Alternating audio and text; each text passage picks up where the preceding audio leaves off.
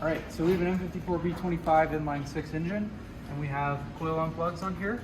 We're gonna go through and we're gonna take our coil unplug probe, and we're gonna run it over our cover material right here on each of our plugs to evaluate how much voltage is coming off of them, and then we can see if we have a possible weak coil or not. We already did this test, so that's why there are two of them with chalk marks, because those are suspected as faulty because they were reading low voltage before.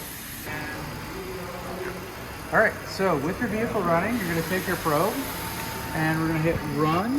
We have about 10 seconds per division on here so you can see everything. We're gonna put our probe right up against it. So you can see while it's against it, it reads. And then we'll move to the next cylinder. And that'll read. And then I want to back up and show. And so you can see that our ones that we've marked are getting lower voltage readings.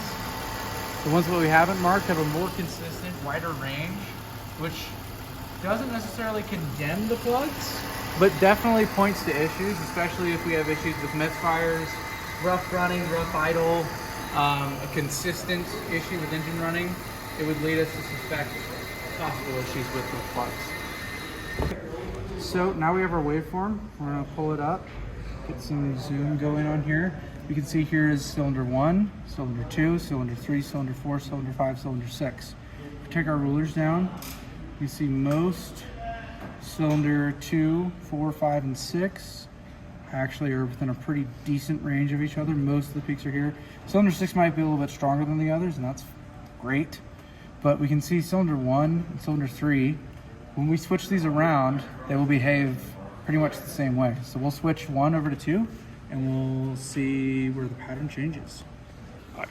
So we can also see this is the one that we had on cylinder 1, and we can actually see there's tracking on here, likely from electrical arc or it could be a fluid contamination. I do have fluid on top of this cover, but either way, there's clearly some damage that would support our hypothesis that this is a faulty coil.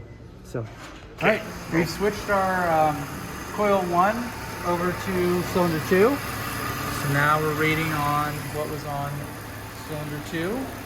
Now we're reading our coil that we suspect to be faulty. And we're going to read another one we suspect to be faulty. And cylinder 4.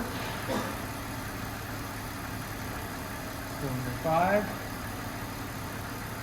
And cylinder 6.